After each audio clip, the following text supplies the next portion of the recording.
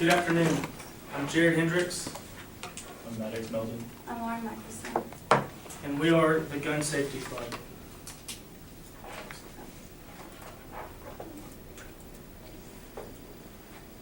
%80 of all gun-related deaths are in the United States. I know a lot of times people think shootings and stuff like that, they like to think Iraq, Iran, Middle East, but no, they're right here and on our backyard. And that's something we don't realize. This site is through the College Presidents for Gun Safety, and they're urging the President and Congress to fulfill needs that need to be met with gun safety. In a survey taken by Patricia Howard, there are 230 surveys. 82 were returned.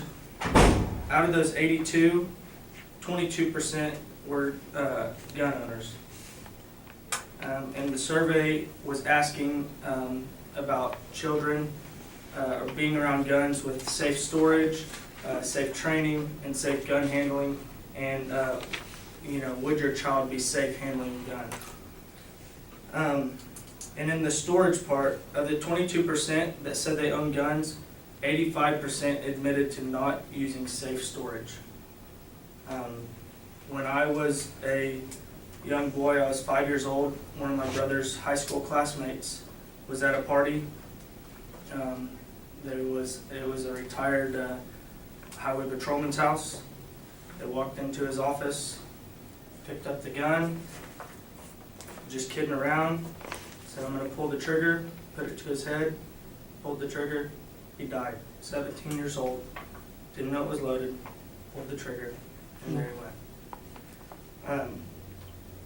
Our credibility, though, we're all licensed gun owners, and we have taught and or attended multiple gun safety courses throughout Oklahoma, throughout Kansas, Texas, around the area.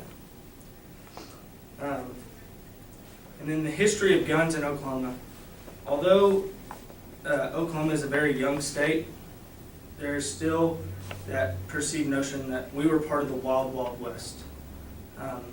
Where people lived with 6 shooters and they carried them around, and if you did something wrong, you crossed a man, you got shot. Guns are a big part of our history here in the state of Oklahoma, with the land run, which is a huge part. It was used, the cattle drivers carried their guns with them. They crossed somebody they didn't know, bam, there was a death. And then in America, if it wouldn't have been for guns, we probably wouldn't be a free nation that we are today. We'd still be owned by Great Britain, living under their rules and practicing what they want us to practice. The movement of guns has gone from, flint rifle guns to now we have fully automatic machine guns, laser sights for our guns, multiple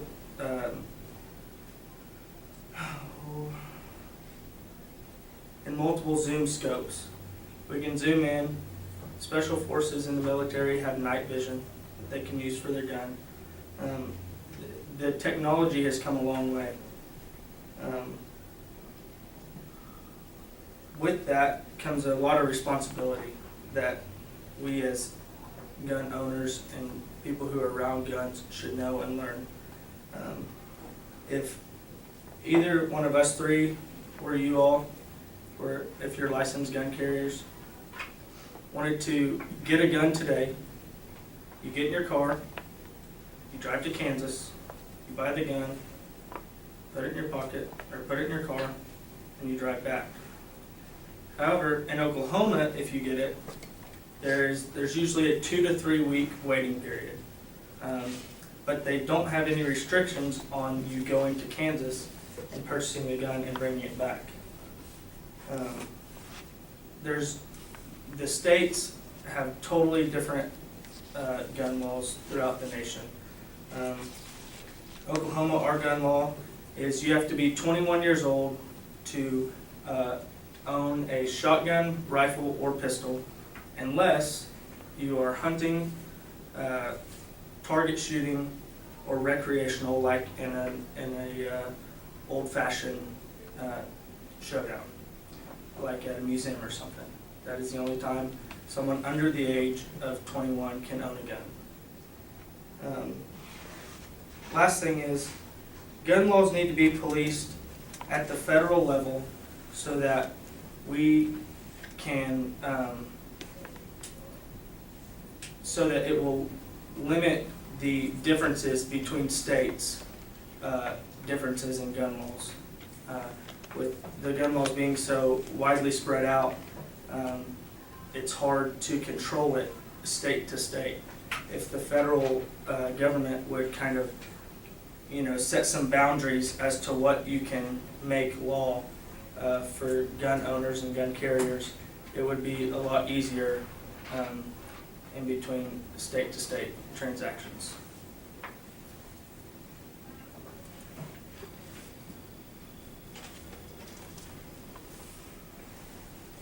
In 2010,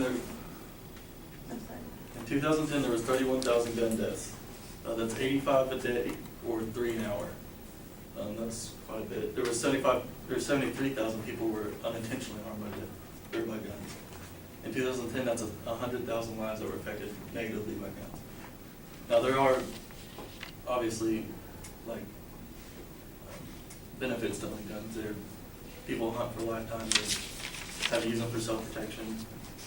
In the first 7 years of the United States-Iraq War, 4,400 soldiers were killed. That's in the first 7 years. Now that's as many as every 7 weeks in America, 5 Americans. There were 606 unintentional deaths in 2010, and that's either from cleaning, not being aware that it's loaded, or just not being educated that gun parts do what they do. I had a friend when I was in about 3rd grade. He moved away to Arizona, but when he was in high school, he was cleaning a revolver and it went off and shot him in the head.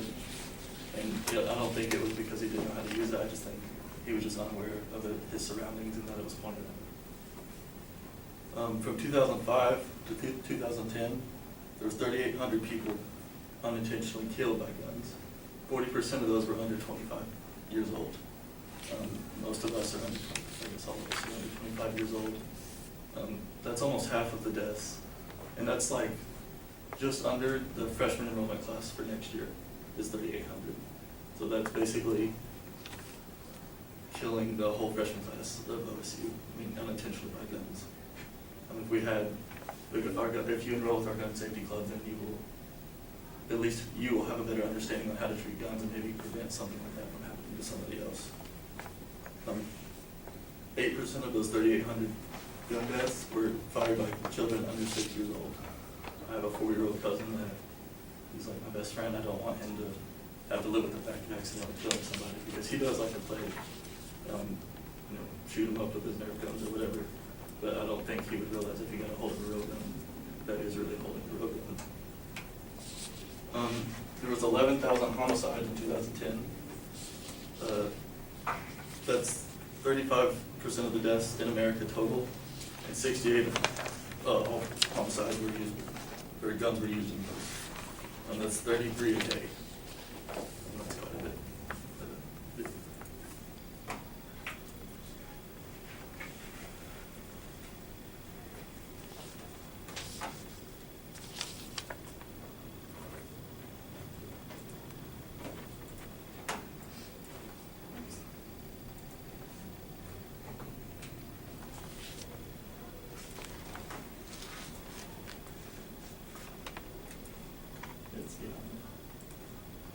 Okay.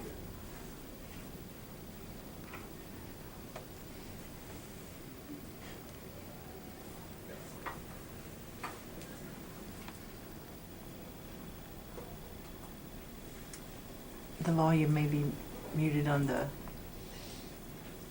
desktop, in that little window.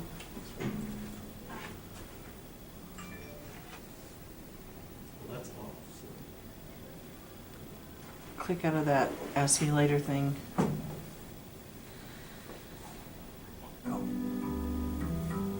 hotel, she fired it. An Arizona outdoor gun range. End of summer. Family time together. No, we have to keep that held in. A 9-year-old girl learning how to shoot an automatic Uzi by an instructor. All right, go ahead and give me one shot. All right. All right, full on it. Those fateful last words. All right. Full auto. He just put the gun on fully auto, and he tells her that, and his left hand is holding the bottom of the magazine, where it should be on somewhere closer to the top of the weapon. She looks very uncomfortable holding the weapon, and when she pulls the trigger, he loses the grip on the bottom of the magazine and gets muzzle rise and winds up getting shot. The sheriff's department says the recoil from the powerful weapon sends the gun out of her control over her head. 39-year-old instructor Charles Vaca, a member of California's National Guard, died later at the hospital. She probably hit the full auto, wasn't expecting it to recoil that she got, and was completely surprised by it and was controlling the weapon. What's it like when the shots come out? Describe it. It's gonna be like a buzzsaw going off in your hands. The outdoor shooting range Bullets and Burgers advertises on the highway. Stop in, fire a machine gun, and enjoy a meal. And their rules, fitting within Arizona law, allow children 8 years old and up to shoot the guns. I would want to see a little bit more experience from the girl, and see the girl was a little more comfortable handling single-shot weapons before giving her a fully automatic weapon. The Mojave County Sheriff's Office has determined there will be no charges, but other states have decided these accidents could be crimes. In 2008 in Massachusetts, a 9-year-old boy accidentally shoots himself at a gun show while also firing an Uzi. His father records it all on video. But it is the show organizer, Edward Fleury, charged with involuntary manslaughter. You, the jury, find the defendant not guilty. Fleury was acquitted, but as a result, the victim's home state of Connecticut now makes it illegal to give or sell machine guns to anyone under 16. And just last year in New Jersey, Anthony Senatori's 4-year-old son shot his 6-year-old neighbor to death. Now Senatori has been charged with 6 counts of child endangerment. He rejected a plea deal, which included prison time. Oh, it was beautiful.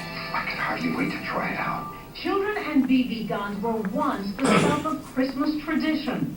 I always had a BB gun as a kid. But an Uzi? Uzi was designed by Israeli Military Industries for the IDF, Israeli Defense Forces. A gun made for the battlefield in the hands of a child with deadly consequences. Gene Casares, CNN.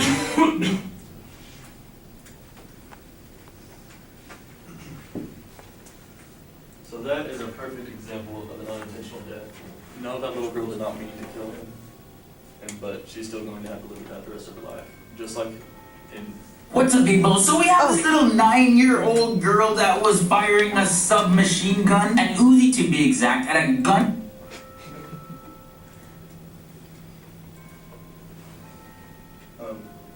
Just like in that state, they were allowed to shoot.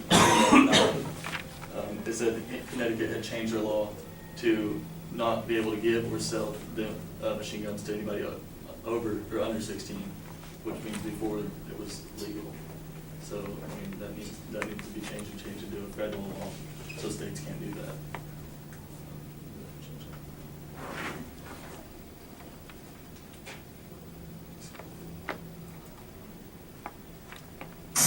Okay, there's one problem that I have with gun-free zones, and that's that bad guys shoot people in gun-free zones. They don't seem to care about the little sign. Too often, no guns results in dead kids. Finally, one lawmaker has had enough. Arizona State Senator Karen Johnson. She's sponsoring a bill that would allow people, think how crazy this is, 21 years and older that have a concealed weapons permit to carry their firearms at public colleges and universities. Amen! Oh no, did I just say that? Oh no, it might save lives, because that's what guns do. They save lives. Let's go to the senator now. What puts you over the edge here on this lawsuit, or this proposal? Well, Mr. Beck, we had several teachers actually came to me and related the fact that they actually had a lot of concerns of being in their classrooms totally unprotected, especially after you had the Virginia Tech incident, and then you also had the incident that happened in Illinois. Okay. You know what? I said the same thing after Illinois. I said it after Virginia. You know what? Somebody in that classroom shooting that guy, especially in Illinois, where the guy took the time to reload. All you have to do is get down on one knee, get behind a chair, and shoot the guy and stop him. But you know what? The first time it does, and that person with a concealed weapons permit misses and hits somebody else, all of the focus will be on that shooter and not the one who came in. They'll say, look, yes, but the person with the concealed weapons permit, look what they did, they killed somebody. Instead of saying, yeah, but they might have saved 10 other people. Exactly, exactly. And I think that we absolutely have to move ahead with this. People have Second Amendment rights in this country, and when they've gone through the training that a CCW permit holder gets, I think the idea of something like that happening is very minute. You know, I used to live, by the way, I don't even know what your buttons say, but I love anybody who wears a lot of buttons, because they're always the fun ones in the office. Well, I shouldn't say that. I work with a few liberals that the buttons will drive me crazy. But anyway.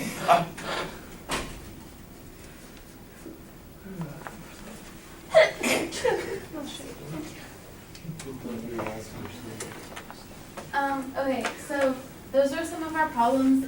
We want to do 3 different things to solve these and like make the schools and campuses safer with guns and stuff. And the 3 we decided are stricter gun laws on the federal level and not just the state. So everyone across the United States kind of have the same thing going on. We want to require a short course in freshman education and a faculty education as well, with and then implement a gun safety club / organization on campus. And our hopes with these is to educate people on like guns and gun safely, so we like prevent like the firearm like injuries and like the accidental injuries and like deaths that occur, because we feel that people don't know how to handle guns, and that's kind of how people get shot and stuff. So.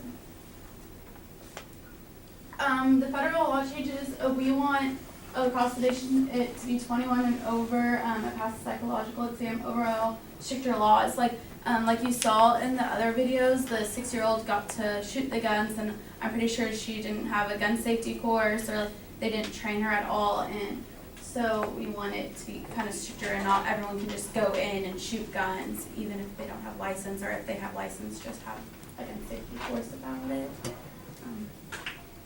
One of the main things we want to do is have, everyone has a freshman orientation course, and we want to have and I know people come in and do like short courses, and we want like a week-long short course in every single major freshman orientation course. And the first day we'll discuss like the parts of the gun, how to handle a gun, and we'll give out like a handout like sheet, and so you'll like get to know like more about guns in general. And then how to use them safely. And then on day 2, we want to discuss like areas appropriate to shoot when it's allowed to conceal weapons, how to handle situations involving guns, like shooters on campus, like if they come, you know how to handle those situations, if it's using a gun against them, or like talking them down, or like something like that, just like to prevent those accidents, or like, you know, help train others kind of. As well as knowing when is it appropriate to like carry a weapon and stuff like that. And there will be a follow-up quiz to see how much they know at the end of that. This will be the handout we'll hand. It'll just kind of pretty much say like what's your target, and like what how to treat. It's kind of basic the rules of gun safety pretty much. And then this is kind of like the type of quiz. It'll be like a true or false to kind of see if they kind of grasp the concepts and stuff like that.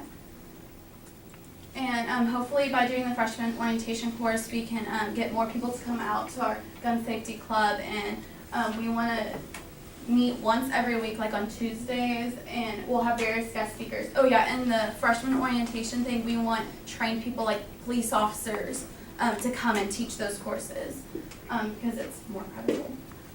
We want to meet every week on Tuesdays with various guest speakers like police officers, maybe like gun manufacturers, and like people that go and speak about gun safety. We want to take some field trips to like the gun range and gun manufacturing place so we can and like have like a first-hand experience of what we're teaching, because people not only like learn by like listening but like going out and doing what they learn. And we want to follow the Avanti 10-lesson curriculum shooting education course, and it's a really good course for getting your gun license and gun safety, and it's used across the nation to teach gun safety, and it's really good. So gun safety in the future, hopefully by educating people, we want to decrease the amount of firearm injuries and deaths, and that's why we want to implement all this stuff in the classrooms, is to prevent that, and hopefully by getting education, because I feel like there's not education now about gun safety, so that'll probably decrease the deaths and injuries in the future, as well. People probably feel more safe around campuses, and like going to campus knowing like people know how to like safely use guns, or like going out and like around guns and stuff.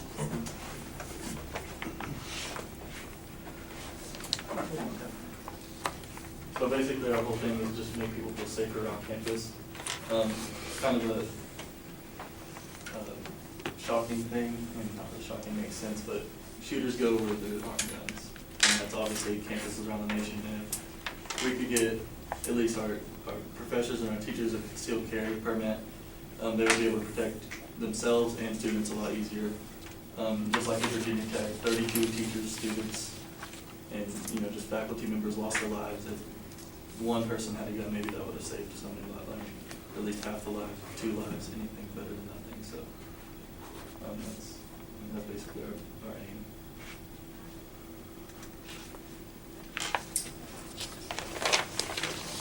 As ones that we have a gun safety club. There is a we want to revise or build up a law, try to pass a bill to Congress, and we want to start a short course in freshman orientation classes. And all this would be done through our firearm safety club. And I challenge you guys to join that club, get involved, and realize how much of a difference you can make. You guys right here, if you guys joined our club and we got to rocking and rolling, started petitioning for the bill, had more people to help with time to go into classrooms and teach freshman orientation. You get to go on field trips like to a gun manufacturing plant. There's a Remington plant in Dallas you can go to. You can see how they make the guns, all different kinds. We'll bring guest speakers in, former military, police officers, all sorts of people whose lives are serious around guns and how to handle them and what to do, what not to do, and how to be smart around them. And then how good would it feel if we were to help educate people at OSU, and while we were in school, it broadened out to other campuses. The other campuses started having gun safety clubs, firearm safety clubs. It got bigger, knowledge got better. The crime of the unintentional deaths of through gun use would decrease because of us. We started something that could really change the United States in a good way. And just preventing unintentional deaths, a lot of times you do it with education, As a young boy, I was taught you never, ever point a gun at someone or at yourself. Gun is always to the sky, It has never pointed at someone. If I pointed my BB gun one time at my brother, my dad took my BB gun away for 1 year. I didn't touch it. I knew not to go in that closet and touch the gun closet. It was locked. I couldn't reach it anyway. They kept it out of reach from children. But my dad made sure to teach me at a young age what is right and what is wrong with guns. And a lot of times, I think that is where people don't have the knowledge. They don't have parents who have been around it their whole lives. They don't have mentors who know what they're talking about with guns, who have been hunting their whole lives. And that's where we could step in and help. We could educate people, and if it expands enough, we could start going to elementary schools and middle schools and high schools around the state of Oklahoma. Just really educate people about the seriousness and the respect that firearms deserve. It is a dangerous but needed necessity in today's world. And if you learn to respect them, how to handle them, how not to handle them, then all these crimes will decrease. Like I said, respect is a word that sometimes gets thrown out too much. But I think if you were to respect one materialistic thing, it should be firearms. It can be something that can be your best friend or your worst enemy, whichever you want. I had a buddy who was my brother's age in the Army, in the war on terrorism. He said he's had guns on both ends, as his enemy and as his best friend. He is on honorable discharge, disabled honorable discharge. He got blown up 3 times in the tank. That's a firearm. It's another type of firearm that deserves respect and should be taken very seriously. This is not a light matter at hand. And here's just a short little fact of how far we've come, which we have come a long way. Since 1930, gun accidents have decreased by 81%. That's since 1930. That is 85 years. I feel like if we stepped up to the plate and really showed people, what needs to be done, that we could double that number, that it could decrease by over 100%. We could cut that number in half, the number of deaths by guns. And again, respect. We all have the Second Amendment. As American citizens, we have the right to bear arms. But with the right to bear arms becomes the responsibility of bearing those arms.